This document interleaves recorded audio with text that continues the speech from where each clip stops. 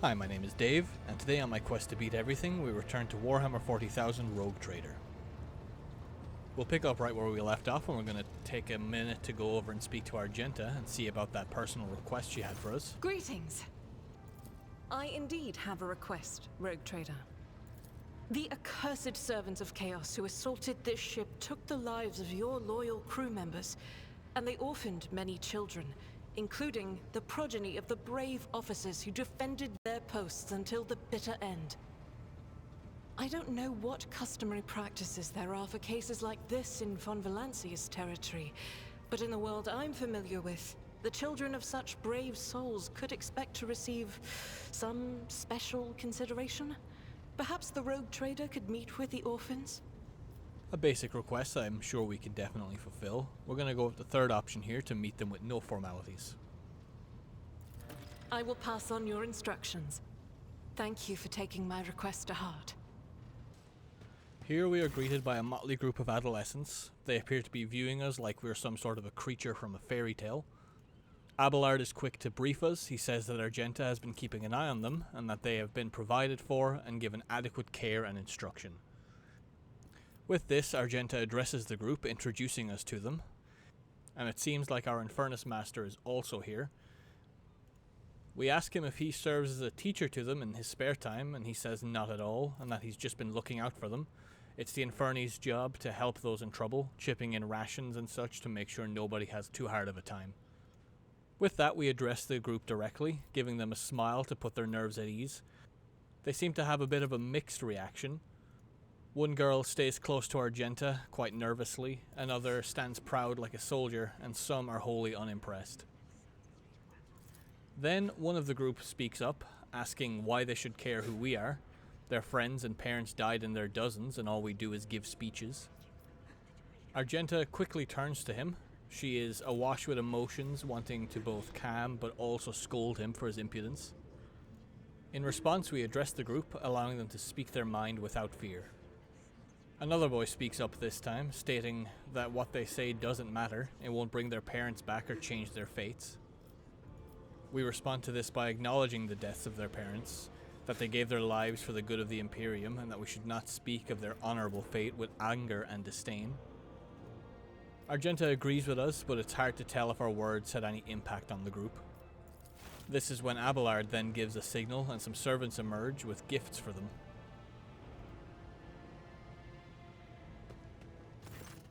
To finish up then, Argenta gives a few final words of encouragement, and we depart the bay.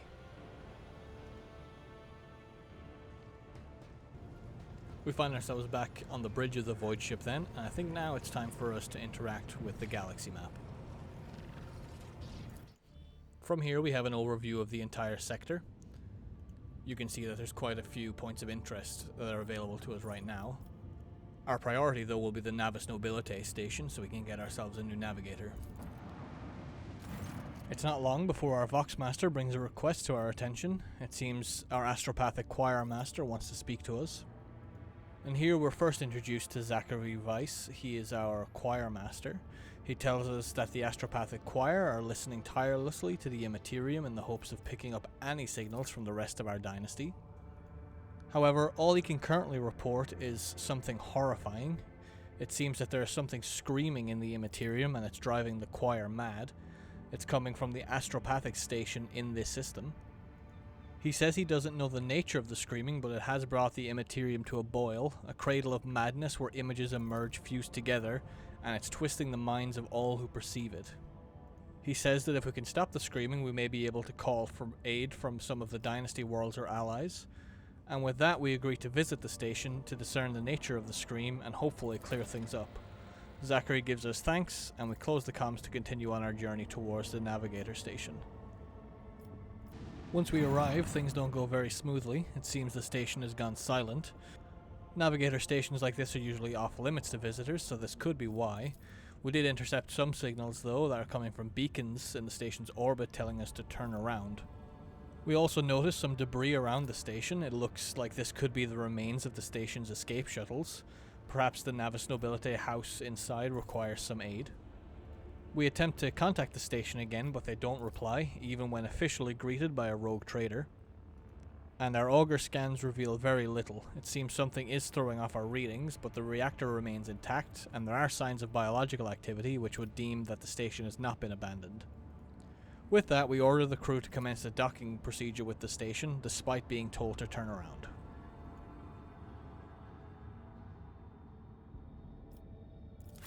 When it comes to party composition, we don't really have much of a choice here, so we'll go with this.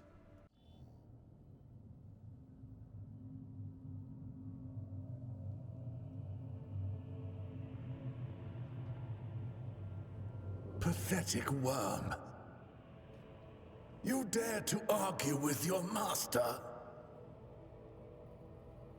It was not you whom I swore to serve within these walls. My lips are sealed. Confess. What was the old man's last command? What are you planning? Give up, Keeper. You have lost this battle. Again. We're getting nowhere with these ones, sir. Permission to execute them. There seems to be a running theme everywhere we go. Things aren't looking up here either. Let's see if we can figure out what's going on. It seems like there's some sort of an interrogation. As always, it'll be up to Cassius here to sort out everyone else's messes.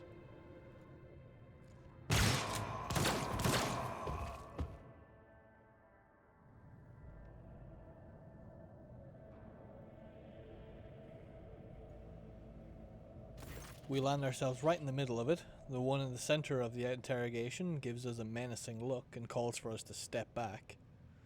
We quickly snap back at him, however, threatening to cut out his tongue should he keep that tone with us. He is about to do something foolish, however, when he finally notices our house arms and holds himself back. With things calming down, he introduces himself to us. He is the keeper of this station, and it seems they have some traitors among them. We have some experience with that. We get right to the point and request a navigator, but this doesn't seem to be possible. Eurc V is only an observation station, and they don't sign contracts here. Felek himself isn't too keen on joining us, but has a request that may be beneficial to both of us.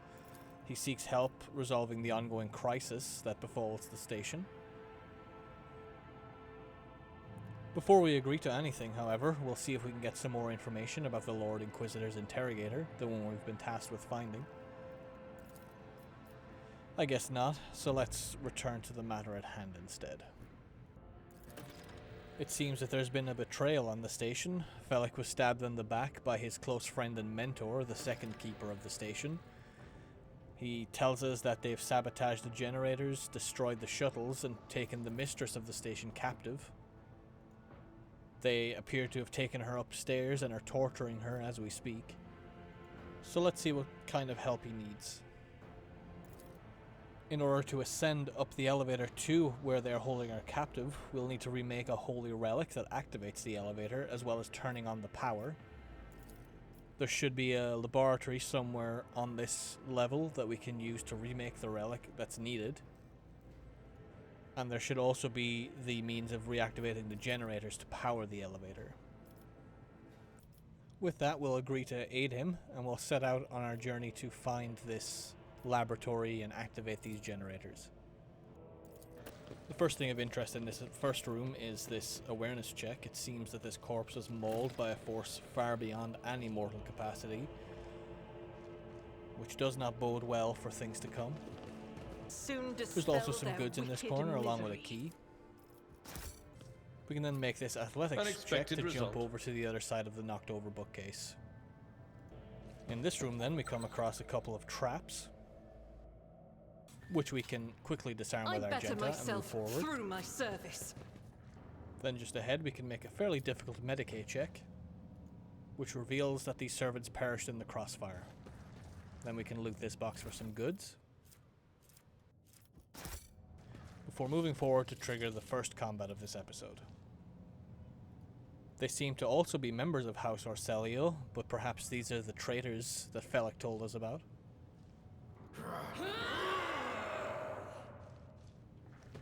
Let's not waste any time then getting into position. Due to the bad place where we started this encounter, we can only move them up so far. Argenta starts on the stairs, and Cassius and Abelard are as close to the combat as we could physically put them. We'll start by pushing Argenta forward to burst down these guys over on the left. None can escape the Emperor's judgment.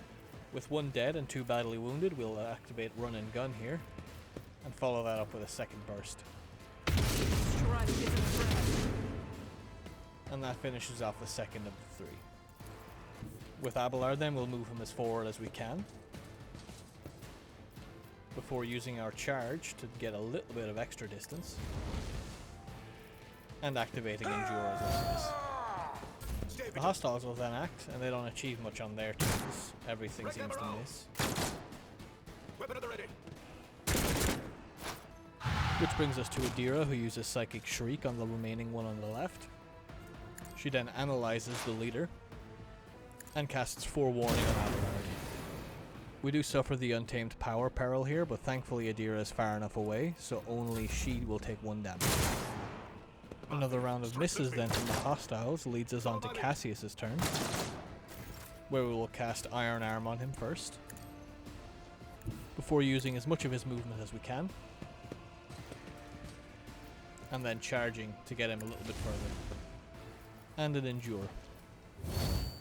Some minor damage then from the hostiles brings us back to the start of a new round with Argenta. Doubt is for We'll the open her turn again with a burst over to the left, where she scores 2 kills, and we can activate Revel in Slaughter, and reload her bolter. On Abelard's turn, we'll use his full movement to get in close, before charging at this hostile. We'll follow it up with a secondary strike, and then an Endure, and then we'll end his turn. Another round then to the hostiles where not much happens, except the leader here hitting his ally with a couple of shots from his pistol. With most of the threats dealt with, we'll move Adira up a little bit closer, before using Chain Lightning on these guards, managing to kill 2 and doing a small bit of damage to Abelard. I think that's a worthwhile trade.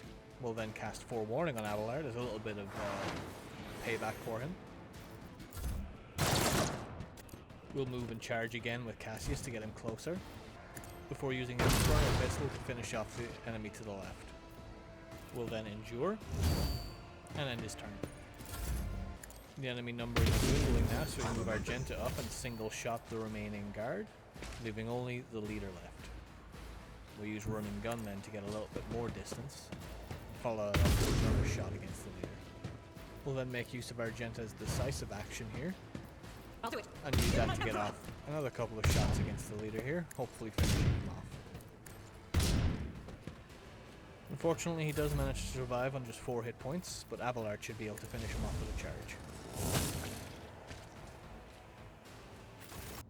With that, combat's finished, so we'll clean up and take all of the loot from these corpses, as well as looting a note from this bookshelf.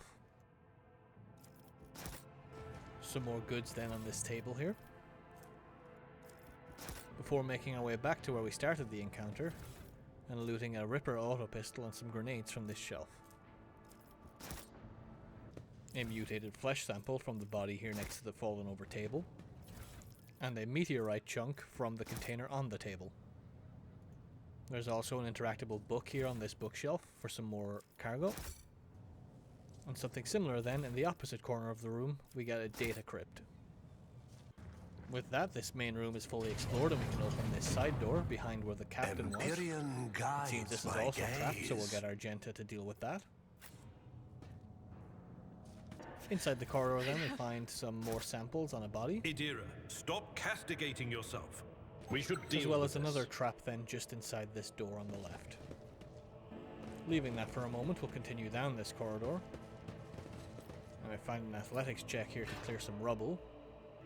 Then on a body under the rubble, we find a Mars pattern sword and some noble silk gloves. We will then equip Cassius with that new sword we just got, as well as unequipping the dual swords from his secondary weapon slot. Then return to that trapped room, where we'll carefully send Cassius around to loot the body on the opposite side. Here we get a couple of more trade goods, and then we'll send Argenta in to go into the opposite room and disarm that trap. Before we progress, we'll grab these goods from this crate in the hallway that we forgot, Then finally head into this open room where there seems to be a guard hearing some screams. And another guard just checking in on him. The guard seems to think his comrades are in league with the traitors, and very quickly turns his own gun on them, executing all three of them.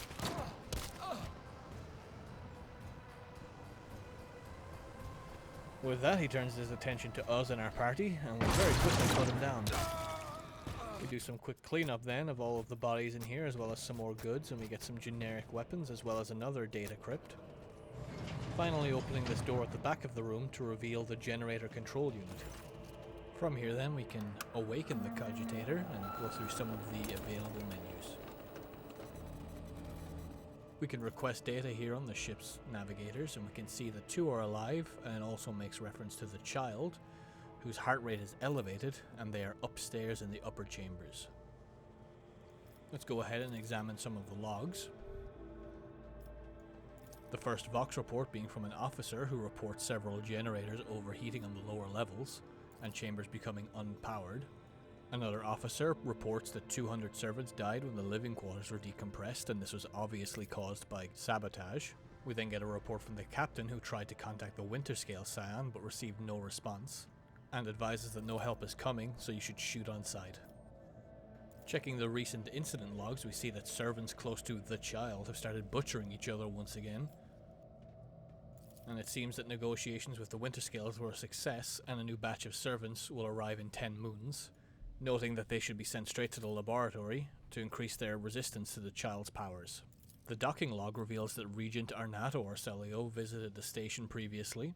The security and life support log reveals that there's many technical compartments that are damaged, and that the station is now running on emergency power, and immediate evacuation is recommended. And finally, for the encrypted data, we're given a tech use skill check to see if we can access it. Even with only a 45% chance, we managed to pull it off, easily bypassing the restrictions, and the Cogitator comes to life. It seems most of the encrypted data was wiped, but we can find traces of some remaining data stored in the machine spirit's consciousness. Here we find a note from the captain. Apparently only the keepers can access the life support systems, but Keeper Theobald had not left the child's side. So something about Felek's story isn't quite adding up. Let's try calling Reichard Minoris for help. It seems, however, that cannot be done. So let's switch over to the main chamber controls and see if we can open all of the doors on this level. With a couple of rapidly flowing symbols on the screen, let's try and make sense of this jumble. It seems the data is corrupt, so we're just going to have to make a few guesses here. This one at the bottom with a 90% logic skill, we'll do that one first. And with that, it seems like a door behind us is opened. All other options in that list open separate doors on this level, so we'll do that off screen. Then we will activate the elevator. With that, we have done everything we can on this Cogitator, so let's step away. And we'll start by exploring some of the rooms that we just opened. The first one then is right back here. We find a locker, which will open up using some of Cassius's tech skill. And inside, we find ourselves some more cargo. We'll move on then to the other containers in the room, with some more cargo in this box. In this duffel bag then, we find even more cargo. And then in the locker we find a long las, some armor, and some incendiary grenades. Coming back into the main hallway then, we have another door that's been opened, and on this body we find some warp seer goggles. From here then we make our way back into the main room, where we're affected by some sort of warp magic. But we can ignore that and make our way down here and into this back room here, into the laboratory. So there's a couple of containers here that we can loot. This one first has a data crypt, and then in the opposite corner there's a couple of vials of strange liquid, and then we find a psi crystal and a flesh sample. Doing a Medicae check on the thing in the center of the room reveals that someone disrupted the experiment in a very brutal fashion. We'll then continue down into the lab proper and loot a couple of more containers. One here containing research notes that we'll soon make use of, and then we find some adamantine. With that we'll start our first experiment. In the catalyst flask slot we'll put in some of the biogel that we found. We'll then make use of the transducer in the corner here to turn that psi crystal into some crystal dust. then input it into the reagent flask slot. Into the data crypt slot, we'll put in the H41OK data crypt that we found earlier. And finally, for the tissue flask, we'll input the mutated flesh tissue sample that we found earlier. With all of those in, we'll activate the machine and get ourselves some shimmering emulsion. We'll have a proper look at what that does in a moment. We'll then return to the transducer and turn that adamantine that we got into some adamantine dust. Then we'll repeat the process again using the adamantine dust, the unidentified acid that we found earlier, the data crypt K04OH, and the regular flesh sample. And finally, activating the machine again, we gain the output of some viscous solution. We'll take a proper look at what that does in just a moment.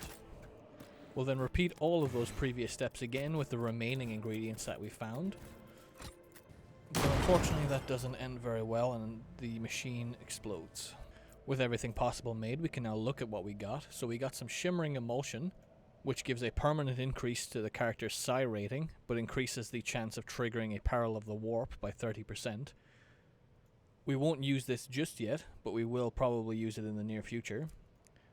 We also got some viscous solution, which permanently increases a character's deflection rating by 1, but they suffer a -10 to agility. With that, there's nothing left for us in the lab, so let's head back to the front of the station and regroup with Felek. We definitely have some questions for him. He starts by thanking us for dealing with the traitors and also activating the power for the elevator. This is when Adira has a bit of a premonition. She speaks of crossroads, both leading to blood, and the accursed eye. Both wear masks that are flimsy and might fall at the slightest touch. Let's see if she can tell us more about what these paths mean. She unfortunately can't say, just that one is filled with hatred and treachery and the other is blind faith. We'll simply have to decide which kind of tragedy we like most.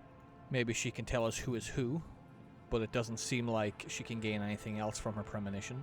Unfortunately not, it seems the task of tearing off the masks is only our concern. But based on some of the information we found during our explorations, I think it's obvious who this traitor might be. Felek doesn't seem too happy with Adira's outburst, so let's ask him some questions regarding what happened on the station. I think the most pressing question here is who this child is that's mentioned in lots of the reports that we found. He's not too happy that we meddled in something that should have been left alone, but still tells us that the child refers to Lady Cassia, and it's the name that the servants of the house use for her. It seems the servants alone also cannot be blamed for what happened. A lot of the bodies that we came across were unarmed and feeble. Felek here has an answer for everything, claiming that the senior officers are just as guilty, but the real culprit is the one closest to the mistress. Let's ask about the men we fought and how they thought we were the traitors. He says that's why they're mad, and would we really heed the ramblings of retainers who dared raise their hands against the scions of a noble bloodline? So let's ask him about the shutting off of the power and disabling of security systems. We discovered this would take one of the keepers to do. It seems Felek is quick to blame the other keeper, Theobald. Let's follow that up by asking about his leniency with some of the officers and the neglection of some of the security protocols. He still maintains that he is the victim here. I'm not sure we believe him too much though, based on the evidence. Let's now use that evidence and tell him that we know that Theobald stayed with the child, and that only he would have been able to turn off the power and destroy the shuttles and disable the security protocols. Here's where Felek begins to lose some of his footing.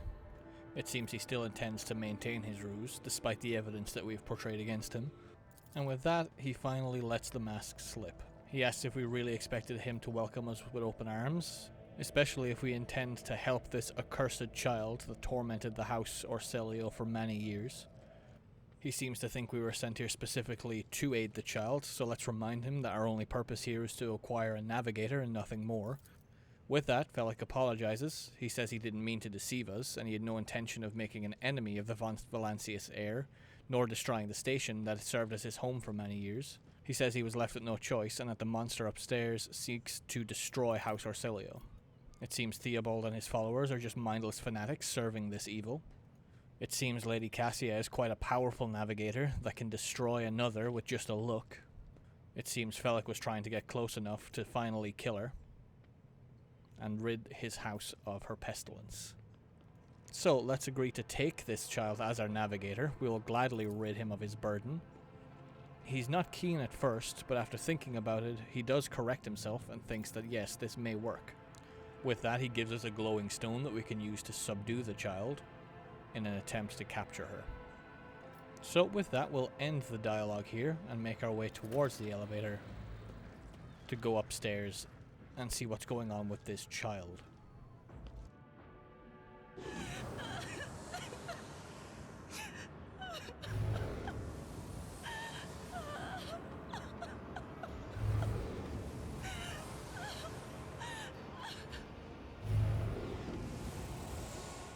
It's here we finally meet Cassia, the child in question.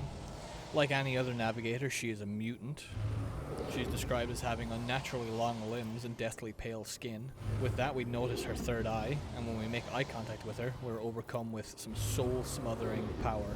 A willpower test here stops us from being overcome with it. Idira immediately comments that someone is trying to barge into her head, someone needs to stop her, and Argenta very quickly calls heresy. Let's see if Abelard has anything to say. And he presumes right that this is the Lady Cassia. Let's try a persuasion check here to see if we can calm her down. With that, Cassia seems to have been calmed, and she asks us who we are and if the traitors have been dealt with. Let's greet her pleasantly. The last thing we need is for us to think us traitors and lash out at us. And with that, she makes our gracious acquaintance, but says that she feels quite faint. With that, she collapses to the floor. Theobald rushes over to her, making sure that she's okay, before finally turning to us and saying that he cannot make out whether we are friend or foe, and that we should choose our words wisely. Idira warns us that this one is deranged and is causing the Whispers to shriek like crazy, and that he might just open his navigator's eye on us. With that, Abelard reminds him that threatening the head of the dynasty is a grave offense. Let's attempt another persuasion here, that we are just trying to determine what happened. And with that, he agrees that we don't look like pirates, and we're definitely not in Felek's service. So let's introduce ourselves to him. He finds our presence interesting, and that rogue traders always seem to appear in desperate times, ready to cut a beneficial deal for only one party. And with that, he requests our cooperation, saving the life of the child. Before we agree to anything, let's ask about what's going on with everyone else in this room. They appear to be under some kind of a curse. But Theobald is quick to reassure us that it is not some curse, and that it is just the child's effect on people. When she is sad, the world is sad, and so forth. With that, we'll comment on his appearance, and that he looks rather frightening. And he responds by saying that we were never supposed to see him, Felek, or the sacred child, and that navigators are highly paid for their loyal service to the Imperium. And with that, we'll finally ask him what he needs of us. It seems he is injured and doesn't have long left, and just wants us to take the child away from this station and save her. He requests that we deliver her safely to Regent Oronto, the head of the house in the Koronus Expanse, and that we will be greatly rewarded for our effort. Idira is the first to voice her concerns about this girl. Even though we did come here for a navigator, she's not keen on this one. Argenta, however, sympathizes with her. Such a heavy burden for such a fragile thing. Before we agree to anything though, let's figure out what happened here between Felek and Theobald. It seems Felek was Theobald's student. He was entrusted with the care of the child, and Theobald saw him as kind of a son, but it turns out he was just another traitor, and we could see the fruits of his villainy for ourselves all over the station. He sought to seize control of the dynasty before the child could come of age. Theobald then prompts us once again to decide whose side we're on, but we're going to take note of his tone here, asking if he expects himself to die. It seems Felek wounded him beyond recovery, and his service to the house is coming to an end. We offer him the Medicae deck on our ship, but he intends to perish along with the station. Speaking of the station, we then ask him how we could lose control of it. He chastises us for thrusting his errors in his face, and warns us to trust no one but yourself and the Emperor. Even those closest to you will betray you for gold, power, or a far-fetched idea of a bright future. Finally, we comment on Felek referring to the child as a monster, to which Theobald asks if we would really believe him. He wishes only to dispose of the heir and take control of the house for himself. And with that, I believe we've made our own decision on the matter. It seems Felek is the monster here, and we should do away with him together. With that, Theobald says he is going to revive the child, and we should get ready for our battle with Felek downstairs. With not much else to do up here, we'll take a moment to explore some of the points of interest before looting the only container that's on this level.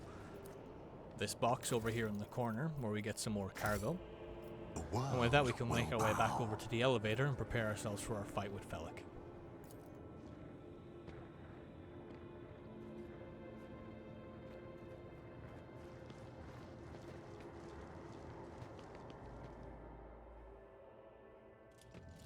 Felek, having his plan ruined, is quick to admonish us, saying he should have killed us when he had the chance. But Theobald is quick to chastise him, saying that he is a betrayer of the child, the house, and Tisiphone herself. Felek, however, doesn't back down, saying that he is actually the savior of the house, and he is prepared to pay the ultimate price. With that, he draws a pistol and shoots Theobald, and we begin our combat encounter. Stand your ground. We begin our combat then with Argenta. She's going to start us off by using a burst fire on these 3 enemies on her left. Unfortunately, she lands some good hits, but not a single kill. So let's cast Run and Gun. And then try the same thing again. Another few solid hits, but still no kills. It's then Felek's turn, and he moves away and opens up his attack with a little stare. And then Theobald takes his turn, buffing one of his friendly units and casting Soul Gaze on an enemy. With Cassius then, as always, we'll start off by casting Iron Arm on ourselves. Then we'll charge into these enemies on the right and get a few melee hits off. Unfortunately, still no kills on the board. Maybe Adira will be able to solve that for us. Starting off her turn then, she cast Forewarning on Argenta, who's out in the open, giving her a little bit more of survivability. And throwing a grenade into this group on the left. Still no kills. Not looking too good for us. So we'll finish off Adira's turn by analyzing Felek. Speeding through some of the friendly and enemy turns here. We then take control of Abelard, who we're going to move forward to get into a position to charge at Felek.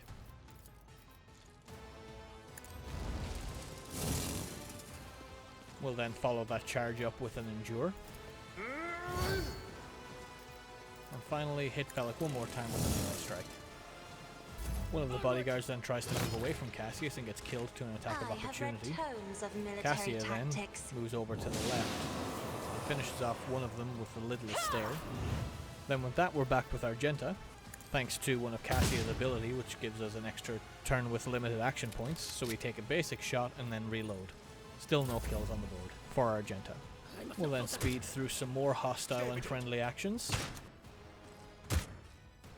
One of the shotgun blasts sending Cassius onto his back, and another moving away from Cassia to die to another attack of opportunity. Then back with Argenta, we move her forward to give some support, before firing a burst from her bolter back towards the remaining enemy on the left. Felek and Theobald take their turns again, Felek moving away from Abelard and invoking an attack of opportunity, and Theobald moving forward and activating Soul Gaze once again. Unfortunately for Cassius, his turn is wasted standing back up after being knocked prone, so we're met with Adira, who's going to cast Forewarning on Cassius, before using her Psychic Shriek on the enemy that knocked him over. She finishes up her turn then using Analyze Enemies on the only other enemy that she can currently target. Let's speed through some more friendly and hostile actions here. Nothing of note really happens aside from Abelard tanking a few hits. Then back to Abelard, we're just going to use his charge ability here to get back in close with Felek, following the charge up with another melee strike.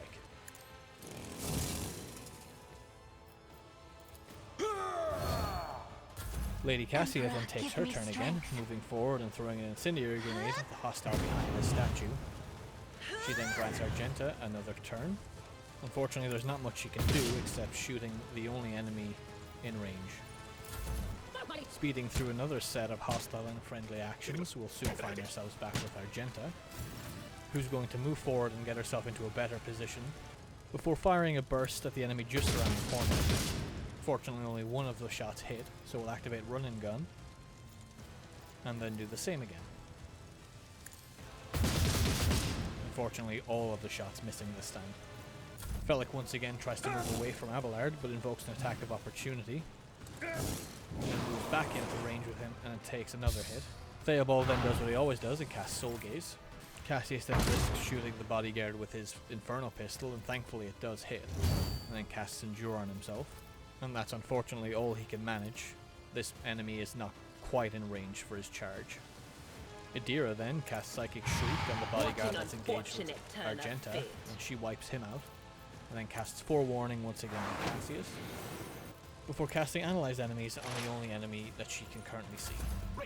The fight here is coming to a close as one of the friendlies wipe out the last remaining hostile on the right. And Abelard will open up his turn here with a burst fire from his secondary pistol. At your beck and call. Cassia then moves forward into the fire, casting Lidless Stare on the remaining hostile behind the statue, wiping him out, leaving only Felek left. Follow my lead.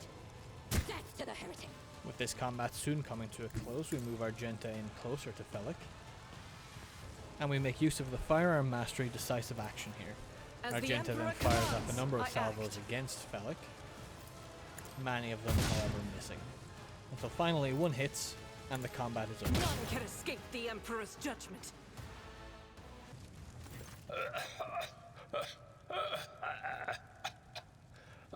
Now, this is your burden, child. Survive.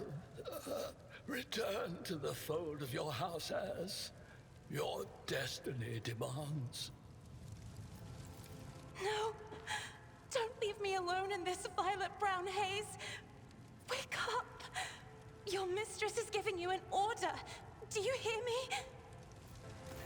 He was a fine seer of the war. He fought for his mistress until the end. Yeah, no. Enough's enough. I've had my fill of waterworks, thank you. Considering the urgency, I think we should push to leave the station immediately here. It seems it could fail at any moment. But this is my home. What are you going to do to me? Let's first ensure her status as our navigator and have her sign a contract. I beg your pardon, but what about my servants?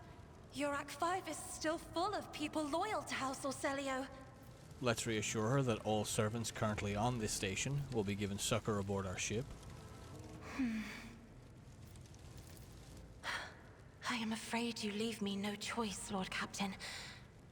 I agree. Now take me to your vessel. With that, we have gained the 5th member of our retinue in the form of Lady Cassia, the Navigator. She is a psyker, much like Cassius, and has a decent warp lore skill, as well as awareness, perception, and willpower. She is also of the officer archetype, so she has a lot of abilities that buff and assist other squad members, such as we saw in the previous combat, giving other squad members an additional turn. This will come in very helpful later on. So let's level Cassia up here. We're going to start by taking the willpower increase, as well as the Master of Time talent. This gives her a buff to her willpower each time she grants an ally an extra turn, up to a maximum of 25 willpower, which is quite a good increase. We'll then take a moment to loot all of the corpses that are here, making sure we gather everything. We'll then return to the Void Ship Bridge, having done everything available to us on Eurac V.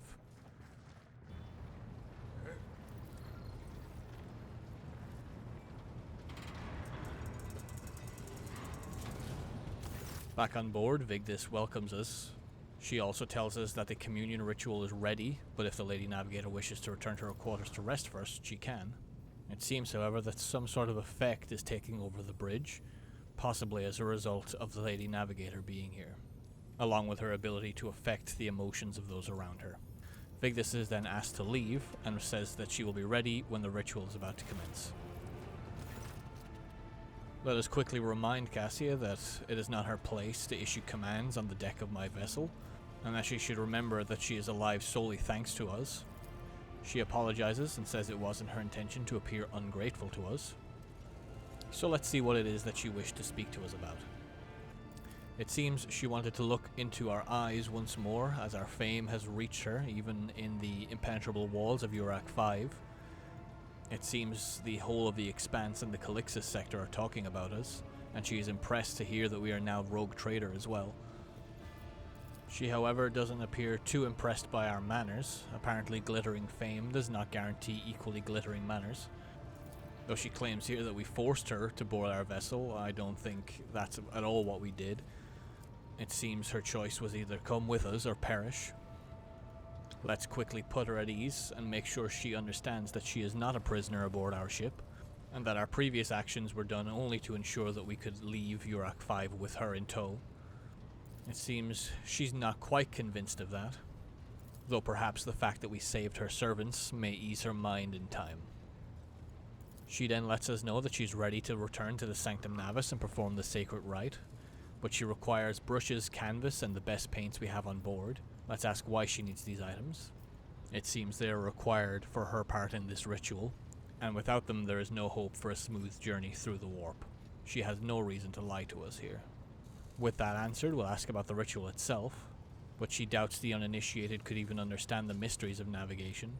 It seems during it, her mind becomes part of the ship, and she uses the House Orsellio ritual to guide the ship through the warp. Once in the warp then, she will use her third eye to glimpse the Emperor's light and use that to guide us through the perilous journey. Back to the matter at hand, we'll ask why she refuses red paint, and it seems that her servant will give his blood in lieu of red paint.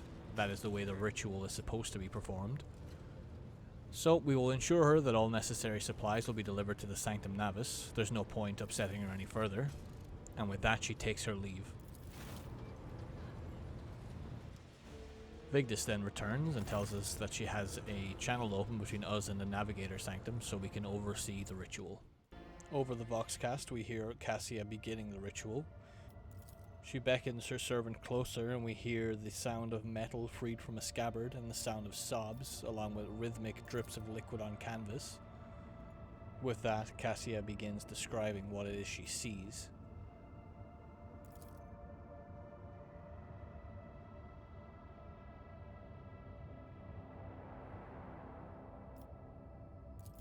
In a moment of shock, it seems Vigdis snaps one of the Cogitator levers, and the connection to the Sanctum is broken. It seems she has never heard the warp speaking through the Navigator before, and they were taken by surprise. They quickly restore the connection, however, so we can continue listening in on the ritual. With the connection restored, all we can hear are the howling and shrieks of wild beasts, moans of pains. It seems that the ritual was a success, and the servants were part of it. Vigdis will arrange for the bodies to be removed. Cassia then informs us that even though the rite was a success, she cannot see the Emperor's light. It seems our way is blocked. That's something we'll have to investigate in the future, and Cassia, having completed the rite, is now going to retire to her bedchambers to rest. Finally, Vigdis congratulates us on acquiring a Navigator. She requests a few moments to bring some matters to our attention, first of all being the state of Eurac V.